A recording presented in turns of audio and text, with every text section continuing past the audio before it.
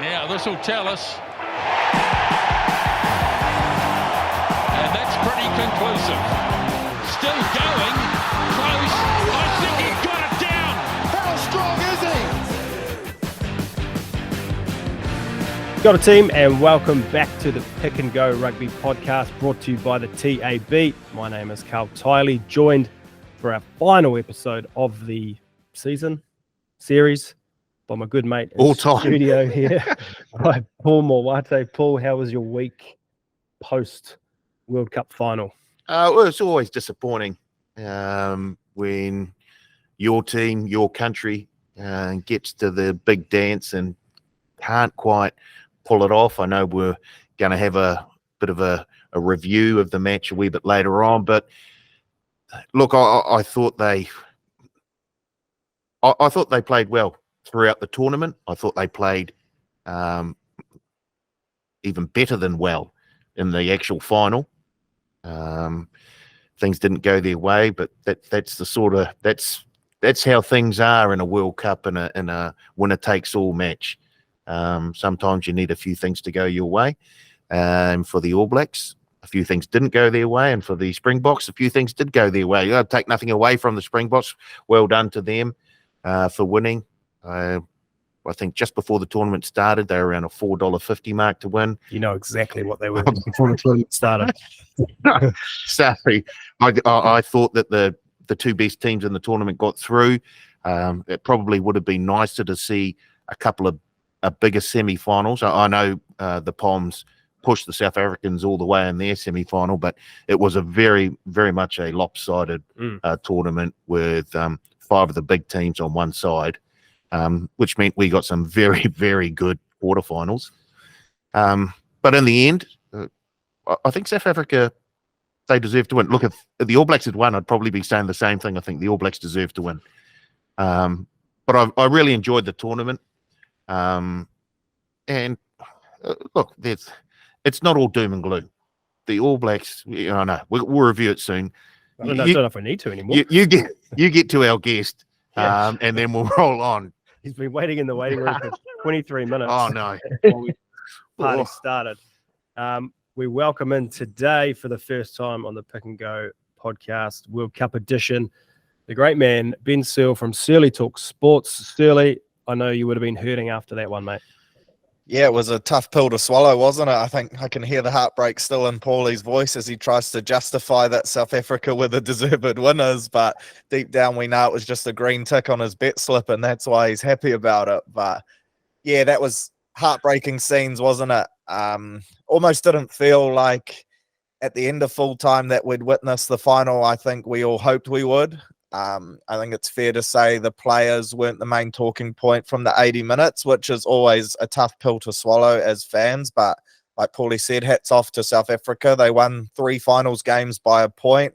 People questioned whether they had enough juice in the tank to win that game, but I think off their defensive effort alone, they deserved that win. So well done to them. Back-to-back, first nation to win 4, and Khaleesi joins Richie McCaw as one of the only captains to lift it twice. So you got to be happy for them.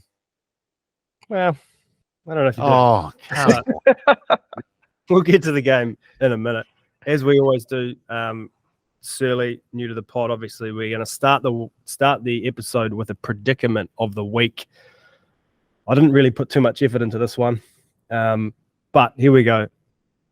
You've been kidnapped, you're locked in a room, and you're forced to watch the World Cup final on repeat. How do you get through 24 hours of that, Paul? Look, I think you use it as a training exercise. Training for what? Well, I'm hoping that I might be penciled in for Razors okay, to help out. So I'd look at that match and over for the 24 hours and just pick out little details where I think if we did a few things differently, things may have gone our way. So yeah, I'd use it like that. I'd just take the emotion out of it and just watch it strictly as a and because I'm watching it for 24 hours, I can break it down into 5-minute blocks or even shorter and really analyze every little decision, not just by the officials. A lot of 5-minute blocks. Well, I've got 24 hours. Yeah, true. And so I'll break it down like that and just extract as much information as I can out of that match so that it doesn't happen in 4 years' time. Have you ever done anything for 24 hours straight? No. Surely not. Courtney Place? I believe. Searley, how would you handle that? Probably you get through the game about 17 times. So I'd play 17 rounds of TMO bingo where you've got a checklist, and every time the TMO says certain words, you have to have a swig. Mitigating factors would be a big one. There'd be plenty of them. So yeah, I'd probably do something like that to try and ease the pain by about the 5th time you're watching the game. Because yeah, I couldn't think of anything worse, to be honest. Watching it once was hard enough. I think watching anything for 24 hours straight would become an absolute, I won't say that word. Married at first sight? No, What? thanks. Oh. What about the UK version? That's been quite interesting, hasn't it? Yeah, I'm glad you brought it up, Searley. We're going to have another podcast. 5 minutes Yeah, in, you perfect. railed already. Searley, come on, man. What do you have for stability? Sorry. All right. Good predicament. It's 24 hours is a long time. It's a long time. I reckon you go through different focus areas. One game you're focusing on the ref maybe counting steps, words, how many times he's involved, and then you might look at someone else or some teams, or you have to get creative. Look, if Searley's having a swig in his bingo game, he's asleep in about an hour and a half in. Perfect. You're presuming too your kidnapper's providing some booze. Like, I'm not sure. Yeah, that's fair. Yeah, there's T's and C's around that one. Anyway, let's move on. Results, everyone knows there was a 3rd and 4th place game. I'm not even going to... Does anyone want to talk about this one? England won 29-26 over Argentina to take the bronze medal. Hand up, I did not watch. I was playing golf. You boys want to feed anything into this, Paul? It wasn't a game that I had much skin in, apart from the fact that I did have a little go on Argentina to upset the Poms. But it was a typical, I think, 3rd, 4th playoff match. It was slightly more open. There was still a lot of passion in there.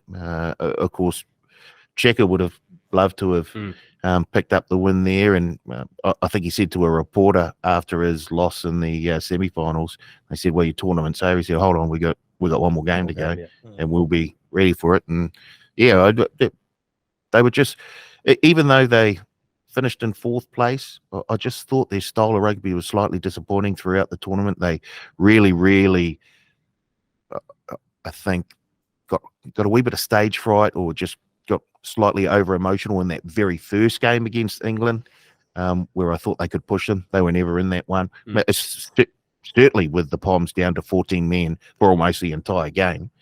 We probably shouldn't talk about teams down to 14 men. But yeah, the 3rd, 4th playoffs, I just thought was an enjoyable game for a neutral observer. Yep. Searley, England doing a lot better than probably everyone expected through this World Cup. Yeah, I think 3rd is a real win for them. I don't think anyone expected them to make that semi-final play, really, because their form heading into the tournament was shocking, and their style of rugby isn't exactly most appealing for neutral fans. If that Springboks England game wasn't a semi-final, there's no way I would have watched past 20 minutes of that game, because that was a tough watch. It's so frustrating too, because England have so much attacking talent in that back line, but they just don't want to spread the ball at all. So in a way, I'm kind of gutted they came 3rd, because it justifies this whole style of play they've been playing. And Borthwick's kind of really doubling down on it now and being like, oh, we've found our identity as a team and all that stuff. But they've got guys like Marcus Smith, Henry Arundel that are exciting footballers. They just need ball in hand. It seems like they're going to be wasted over this next World Cup cycle. So I was pretty gutted. I wanted Argentina. I thought just because it meant more to them, that would get them across the line. But I guess England farewelling so many key players from their jersey. It was the last time they were wearing it. So maybe that got them across the chalk. Second place, third place for England in the last 2 World Cups. Not bad. Argentina, football World Cup champions, 4th place in the Rugby World Cup. Not bad. Yeah, sure. Wow. Someone really. He's not sold on Argentina. Look, yeah, anyway. All right, the other game. New Zealand 11, South Africa 12. Interesting score. I noted that during the game. There's not many, wouldn't be many games, I don't think, finishing on a score like this. But I want to start, gents, cards. We talked, Paul, earlier in this series about cards. Discipline, but cards potentially playing a big part in one of these massive matches. We talked about Wayne Barnes last week and sort of the role that he would play. And we said, it's best if him and the TMO kind of stay out of it. Didn't happen. Brazil, yellow card, couple of minutes into the game. Sam Cane, red card. Sia Khaleesi, yellow card. Cheslin Colby, yellow card. Searley, start with you. What did you make of Brazil's yellow card? Because I've got some beef with this one. Yeah, I thought that this was a penalty at best because I think he lowered his height to avoid a neck roll and then slipped off and landed on his legs completely accidental. And there was no intent there to injure. It's unfortunate that Bongi got injured, and I think that played a factor into the decision. But for me, it was just a clean out that probably happens 50 to 60 times throughout a game at all sorts of levels every weekend. So I thought this one was really harsh, especially this early in the game. Like, it kind of set the tone straight away there that we were in for a pretty rough 80 minutes. I don't see what Frizzell could have done differently there. It was just full momentum that made him land on his legs. And like I said, I think he was just trying to avoid the neck roll because that was the easiest play for him to make there, and it would have resulted in a yellow card. So he was really on a hiding to nothing.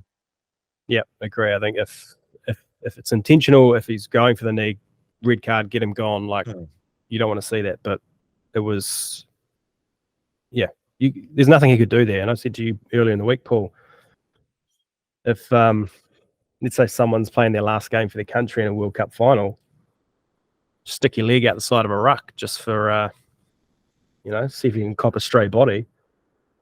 Could happen. No, cannot it might happen. It might. Cannot happen. Can happen. Cannot happen. It happened on the weekend.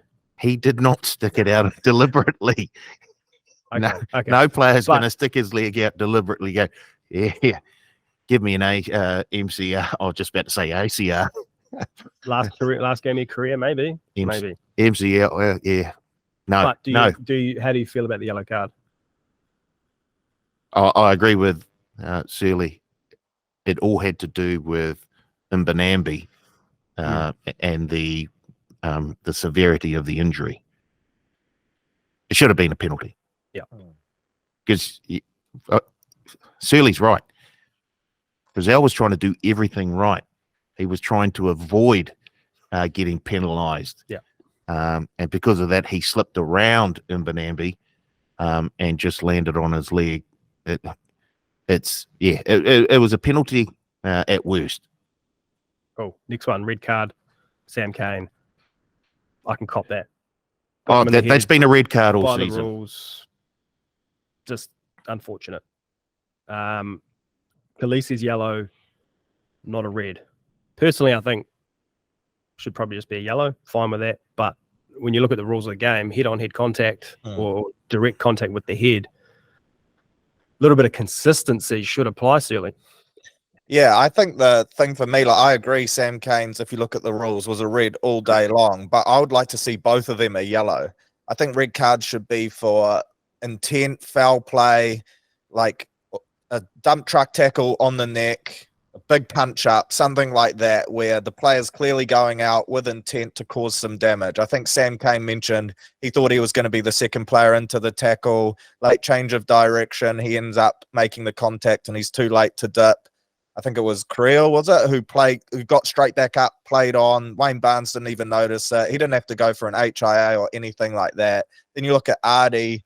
I think Khaleesi's was a bad display of technique. Head on the wrong side, dipped his head way too early, caught Artie in the head, but there was a fair bit of force there. Like, Artie's a tough man, and he was rattled for a couple minutes. So I know they said mitigating factors, but I don't know. To me, I think they both deserve the same punishment, but I think they both should have been a yellow. Anything to add, Paul? I can understand why Khaleesi remained a yellow. And if it was changed to a red, I could have I could have understood that as well. So, tell you what, the group chat blew up when the yellow came out. And the boys are on fire. Well, that's the thing, right? I think is the most frustrating thing is no one knows what you're going to get, and that's the hardest part as a fan. Is you're sitting there on the edge of your seat, being like, "What decision is this going to be?" Like they've overcomplicated it so much now that you're on the edge of your seat, just waiting for the worst to happen the whole time, which is not what you want as a spectacle. Yeah. If they're not going to change the laws of rugby, then you have to change your tackling technique. So you have to aim. Your now buffer zone has now shifted down slightly. So even if you're out a wee bit, you're still going to be in that safe zone. So Ted's called for tackles to be below the waist, mandatory. No, I don't agree with that. Jeez, that'll be so stop-starty. Imagine that. Glad my rugby career is over. A few cards, Jesus. Yeah, you've got to make a tackle first in a game to have any chance of getting the card. I'll just throw the arms out. Catch someone. Hey, flag football, great game for you. But yeah, Peter Steph Dutoy made a million tackles. Not once did he get close to being. He was below the waist, almost all of them. Yeah. Ask Geordie Barrett. Yeah, right on the ribs. Yeah, exactly. And I think if you want to take the referees, if you want to take the TMO out of the game, then you have to adjust your tackling technique, unless they adjust the laws of rugby to say, "Oh, hold on, we've gone a wee bit too far." You say, Searley, no one knows what the rules are and how it's interpreted anymore, and it makes we're a betting podcast. It makes it hard if you're a punter. You're parting ways with your hard earned, trying to get a result, and if you don't know, it's a coin toss on a coin toss every time. Yeah, it is hard because if you look at that game, there was probably double-digit decisions that could have gone either way and influenced the outcome. So it's pretty heartbreaking, and it just makes it tough to watch. Right, you're trying to celebrate tries in real time, and they get disallowed. Saw some punter in a bar up on tables dancing when he thought Aaron Smith had scored. Well, geez, I'd hate to see his face a minute later once it got brought back. That's the ultimate embarrassment. That I've got particular beef with that one, and I'm sure a lot of New Zealand does, because TMO involvement live during that play. Wayne Barnes called it 3, 4, 5 times. He said, no knock on, play on, no knock on. Couple of phases, they score, and then the TMO comes in and says, oh, no, which it clearly was a knock on, which is fine, but call it live.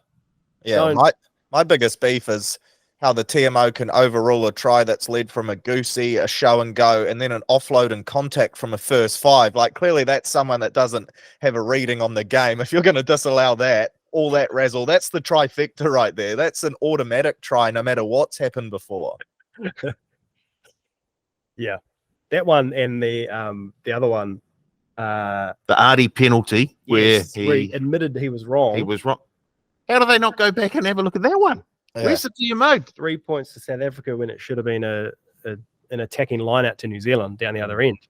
That's a tough one to to swallow. And what there's a few more, but the other one, Itzebeth, his massive forearm to Ethan de Groot's head. I saw that live and I thought, oh yeah, they'll go back for that, but no, nothing. Tough. Where do we go from here? Paul, bet of the century last week. You called it. You said, hear me out, fellas. Under 4.5 tries in a final. Wasn't even close. You were home from the kickoff. I was pretty much home when the yellow card got changed to a red card because the All Blacks were going to have to work overtime for the rest of the match. But the stats are all there. The 9 previous Rugby World Cup finals, only twice have there been 4 or more tries scored in a final, and only once have there been over 4.5 tries in a Rugby World Cup final of the previous 9. The 95 final, that coincidentally featured the South Africans and the All Blacks, had no tries. The World Cup final was at 2011, the one in Auckland. 1 try. No, 2 tries, sorry. 1 to France, 1 to the All Blacks. Tony Woodcock. One of the great tries. Yeah, that was great. Yes, it's off a lineup. But why haven't we seen that move again? Well, if you watch the final over and over again for 24 hours, you might have picked that up. Yeah, I'd watch that game. So it was, and the weather was going to play its part probably, and it did. Yep. And then you maybe have a referee or officials who are going to help you out as well. The South Africans, they'd never had a try scored against them in a Rugby World Cup final before last weekend.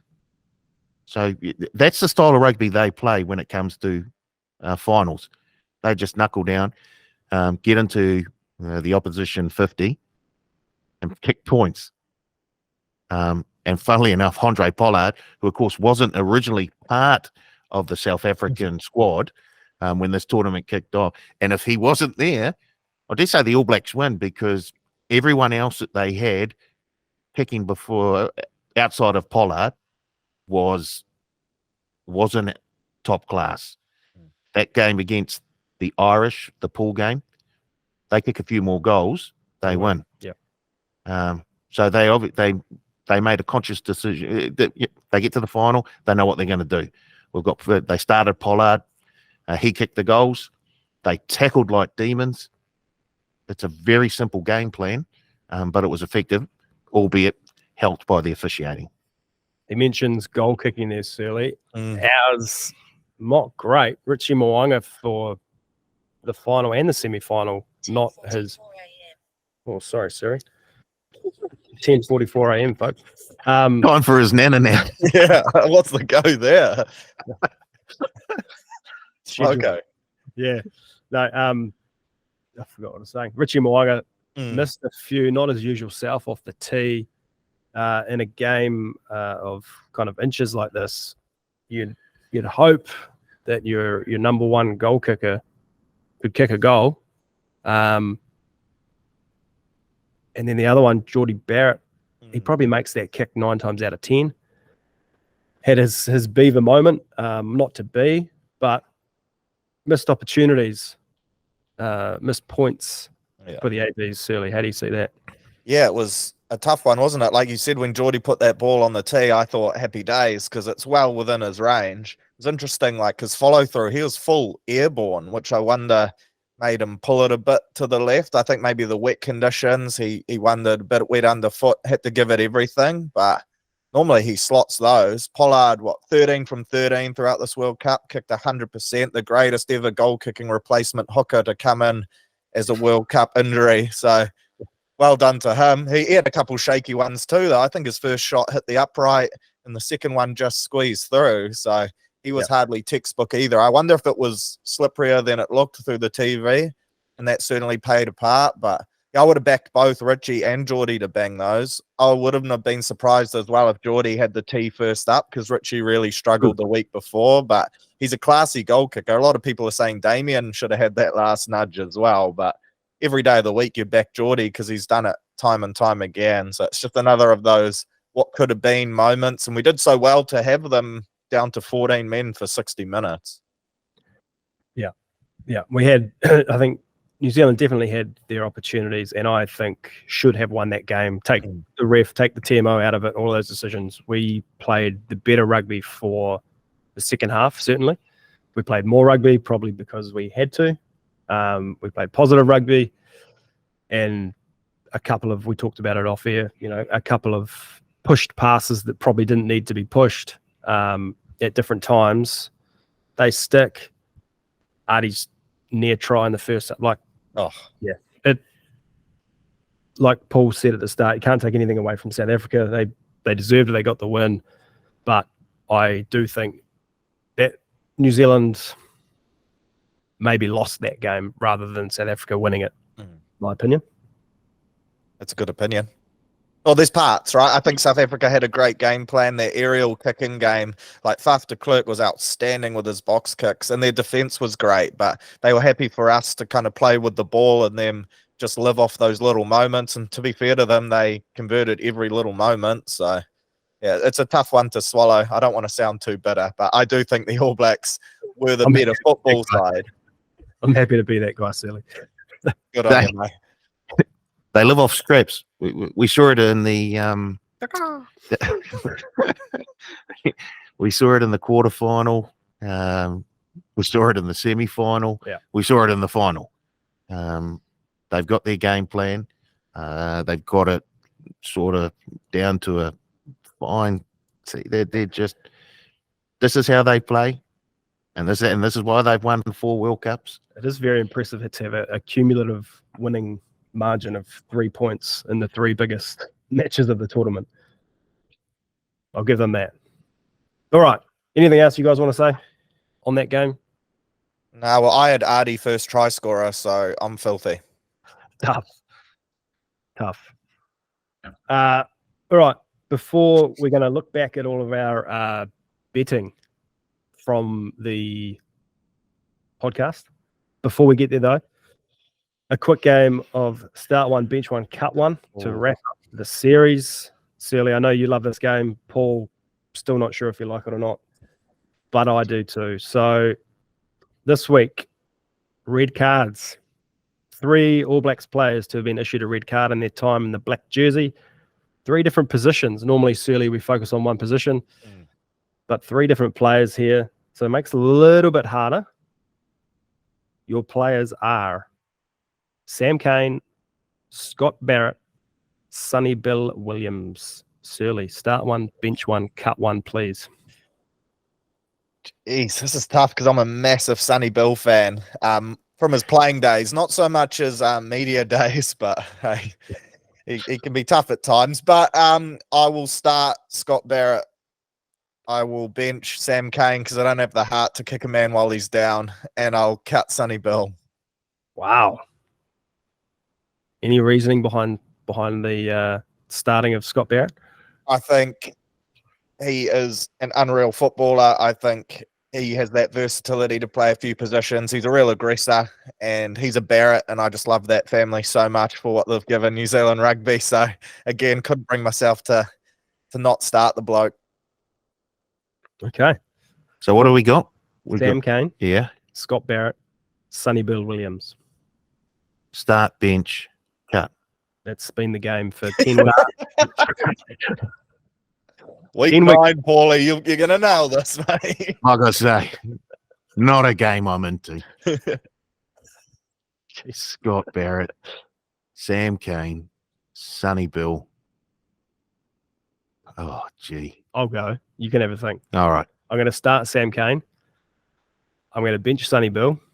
Oh, I'm going to cut Scott Barrett. oh, girl. He's a liability. He's got too many cards in the black jersey. Too many cards. SB Dubs, love him. Oh, I love him too. If this was NRL, he's the GOAT. Offloads.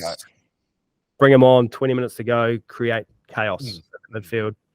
Sam Cane, just that out of character for him, that red card, just tackles the house down. Good work ethic, good work rate. Sorry, dog roll. Tough. Which then? I'm going to start SBW Wee. because he just had that X factor. Yep. What position are you starting him? I'm probably starting him at second 5. Yeah, second 5. Bench. Right, I'm going to bench Sam Cane. Wee.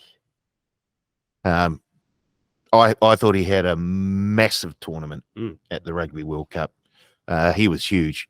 And I hope people don't just remember the red card in the final, because he did a heap of work. He got us to the semi-final. Yeah. Indeed. They did. To be fair, the All Black loose forward trio in that quarterfinal against Ireland completely outplayed Peter O'Mahony and his couple of mates. And the Argentinian game. Yeah. They were totally dominant against the Irish and the Argentinians. So Sam Cane on the bench for me. And as you say, Scott Barrett, well, like Searley, I love the Barretts. But it's just too much of a risk for mine to be short a man 10 minutes or possibly longer. So, yeah, SBW. He's got 2 red cards for the All Blacks. Yeah, at least. Is he the only? Tough. Good stuff. That wraps up start, bench, cut for the 10 weeks. We'll bring that back just random times every now and then, Paul. Just keep you on your toes. All right. Searley, you weren't involved with the betting part of this show. No. But who was your, if I had to guess, I think you would have picked New Zealand to win. Yeah. You would have had Will Jordan, top try scorer. Unfortunately not. No? A rookie mistake from me. I had his winging partner in Mark Tily. I did too. The slipperiest man in world rugby. Oh, big time. So I backed him in. What did he win? Best new up and comer or something at the World Rugby Awards? Breakout player of the year, which isn't quite the top try scorer, but we'll take it. And I can't remember what else we bet on. Futures wise? Yeah. Oh, I'll tell you right now. All right. You had a top try scorer bet, a group bet. So there were a group of hookers. Bet. That's right. Group of hookers. I didn't win. You took Mbanambi. They didn't score any tries, the hookers. Well, I can tell you they did, because we paid out on that option. So it was a tournament top try scorer, group 3, which contained Cody Taylor, Mbanambi, Pareki, George, Sheehan, and Marchand. It was a tie between the Aussie hooker, Pareki, and the Irish hooker, Sheehan. So unfortunately, Mbanambi. That's boring. Your other one, tournament top try scorer, Mark Tily, at, I think it was around $8. He got 5, I think. $9, sorry. You also went for total tries in the tournament. Oh, that's right. Under 300 and a half. Oh, hang on. It was unsuccessful. Oh, man. I'm trying to find the... Over 300 tries. I like that. Under, yeah. I went for under. You went under. Mm. How many was there? I think it was between 301. No, well, it was above 301. Yeah. You're on the money there. Tournament total tries, there it is. It was between 321 and 330. Was that the favourite? No, I think the favourite was slightly higher. It was like 341, 350, 351, 360, something like that. Because this one opened up. It opened up at 850 between 321 and 330. So no, unfortunately, no good there. And you also went for tournament top point scorer. And I had Johnny Sexton, and he was on track until they got knocked out. He was on track. So do I get like a half divvy for that? You get nothing for that. Yeah. Tough. So $100 you spent on your futures went well. Turns out I cannot see into the future, Searle. Did not produce a return. I had two futures bets. Top try scorer, Malcolm Marks. Sorry, Malcolm. Yeah. I'll put the hoodoo on you. The poor Maoate early crow. Sorry. The jinx. I apologize. Gee. But I also had a bet on Fiji to make the quarters. Nice. Made Right. 50 on that at $3. So I came out with a little profit there. It seems like a long time ago, Fiji playing in the quarterfinals. Yes, it How does. good was it though? Hell yeah. They weren't that far away. Yeah. Overall, you made 172.50. Across the 9 weeks of Yes. betting. Correct. 101. 172.50. We'll take that. Yeah, you take that. Profits. Mate, happy days. And I made a profit of 483.50. Oh, Of course you did. Yeah. does that include the Kennington Dogs? Because that's not legal, mate. That's another podcast. Yeah, gotcha. Of the SENZ guest that we had, Let me guess who the best was. Mr. McCarty. Snake McCarty. He was very good. He went Japan 1 to 12. So hang on. Yeah. We had Izzy on 3 times, but he didn't make any bets in the first game. Correct. First one, is that right? Correct. So he was on twice with betting. Yeah, minus 200. Steve Devine twice. Yeah, minus 200. And Strawn twice. Minus 200. And Dan McCarty twice. So he made 272 Oh, off the Japan Samoa game when he took Japan 1 to 12. He also took Dane Coles to score the last try in the All Blacks Namibia match, and Dane Coles scored in the 73rd minute, I think, and then someone scored in the 76th or 77th minute. I think it was one of the midfielders. so that's a loser. Leonard Brown. So he wasn't that far away though. Well, neither was I. Coulda, woulda, eh? Yeah. In the final, he had South Africa to lead at halftime, yes, and All Blacks to go on to win. Unfortunately, no. He had the All Blacks 1 to 12, not quite, and he had Sam Whitelock to score the last try, which didn't happen. So he came out on top as well. He made a profit. So What was his total profit? 70. he was minus 20, 40, 60, 80, plus 192. Impressive. So I lost. Well, you made money. I did. But But dude, you're the England of the podcast. That's fine, mate. don't do that. Don't do Yeah. that. I lost. Bronze medal. You are the Owen Farrell, Don't do that. Oh who no. coincidentally was the tournament top point It scorer. was 75. Wow. Will Jordan, top try scorer with 8.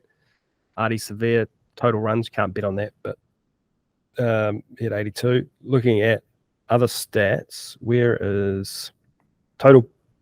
Here we go. Top 5 teams, total points. New Zealand scored 336 points, almost 100 points clear of anyone else. Yes, so we'll take that. So we're the victors really for the good of the game. Yep. So 100 points clear there. We scored 49 tries. That's 19 more than second place Ireland. We had 35 conversions. That's 10 more than Ireland in second place. 58 offloads. 3 more than Scotland. How many cards? Yellow cards, we were T1 with Romania, Fiji, Samoa, Chile. Some real powerhouses there. Yeah, that was with 5. What, and then 2 reds. Jeez. Was Seven. red cards. We were T1 with Namibia. With 2. That's tough. Yeah. I've got to have it. That's a very interesting stat. Owen Farrell got out to $26 to be the tournament top point scorer at one stage. Did Well, anyone get one? He missed a couple games, didn't he? So Missed the first two, yeah. yeah, that's impressive. It just shows they're just going up in 3 though.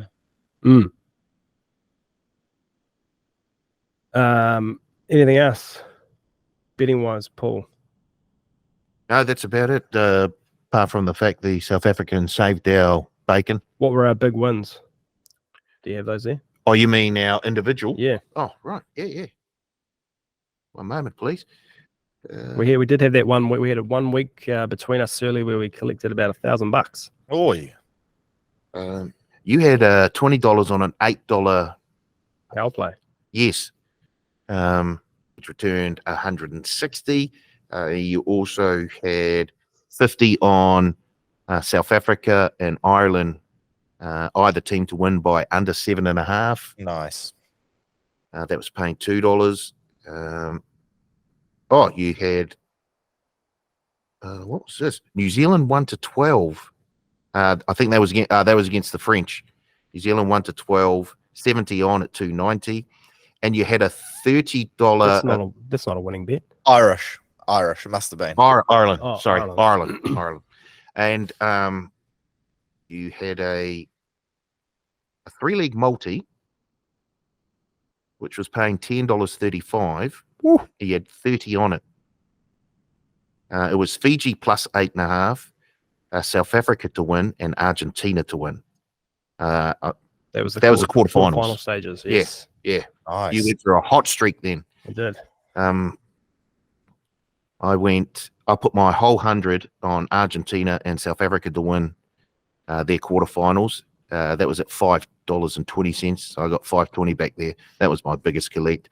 Also had Artie to score a try against the Italians, or the whole 100 on at $2.50. So yeah, we both sort of came right towards the end of the tournament at 70 on, under 4.5 tries in the final at $2.05. So, moral of the podcast, punters, is follow us in. You make some money. Yeah. Easy. Maybe not early on, but later on in the tournament. Yeah, business end, mate. If you're winning them early, you're not winning them late. I've always said that. Yeah. Before we wrap this up, fellas, I'm going to go around the room. Searley, start with you. What was your moment of the tournament? Beating Ireland. That was my moment of the tournament. I actually have a couple if you'd allow me to cheat. Portugal beating Fiji was right up there just in terms of like a feel-good moment. And then Fiji beating the Wallabies was my other moment of the tournament. Very nice. Paul? Yeah, Fiji making the quarterfinals. Fantastic for them. And I hope they continue on that trajectory. They keep improving. And if the Drua continue to be part of the Super Rugby competition, then I can only see the Fijians continuing on. Hopefully we might get another Pacific Island team. And I'm not talking I'm talking like a Samoa or a Tonga, not a combo team. I thought Artie Savea, he was a huge highlight during that tournament. His work rate is just ridiculous. He is angry with the ground. Do you see what he picked up that Springboks defender and drove him back like 5 meters? I was like, you have no right to do that, Artie.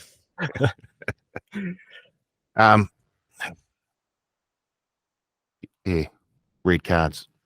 Red cards. They hurt. They do. For me, yeah, Fiji, like you guys, I think just Fiji in the tournament in general, the way they played, they probably should have topped their pool. And the way South Africa finished those last 3 games to grind their way to wins and take home the World Cup for the 2nd consecutive tournament. Pretty impressive. And one final pick, because we've just found out how good we are at looking into the future.